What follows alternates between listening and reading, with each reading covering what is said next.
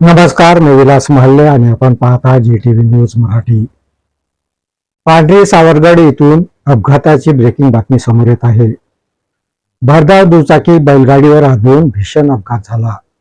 या अपघातात दुचाकी स्वाराचा हा घटनास्थळावरच मृत्यू झाला. यवतमाळ घाटंजी रस्त्यावरील सावरगड रस्त्यादरम्यान आज सायंकाळच्या सुमारास ही दुर्दैवी घटना घडली. यवतमाळ घाटंजी रस्त्यावरील पांढरी सावरगड रस्त्यादरम्यान दुचाकीचा भीषण अपघात झाला आहे. अपघातग्रस्त दुचाकी ही यवतमाळवरून घाटंजीकडे येत होती. पांढरी सावरगड रस्त्यादरम्यान भरधाव दुचाकी बैलगाडीवर आदळली. यामध्ये दुचाकी स्वार हा रस्त्यावर फेकल्या गेल्याने त्याला गंभीर स्वरूपाची इजा झाली. अति रक्तस्राव झाल्याने दुचाकी स्वाराचा हा घटनास्थळावरच मृत्यू झाला. अमोल राजू चव्हाण असं मृतकाचं नाव असून तो घाटंजी तालुक्यातील वासरी तांडा येथील रहिवासी असल्याचं सांगण्यात येत आहे.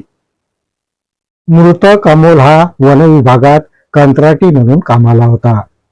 कार्यालयीन कामासाठी तो यवतमाळला गेला होता.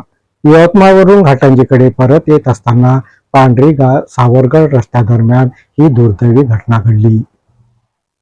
मृतक अमोल हा घरचा कर्ता होता असं सांगण्यात येत आहे.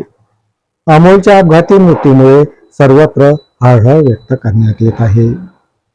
या बातमीपत्रात इथेच थांबतो. परत भेटूया नवीन बातमीपत्रात. तोपर्यंत पाहत राहा GTV न्यूज मराठी. नमस्कार.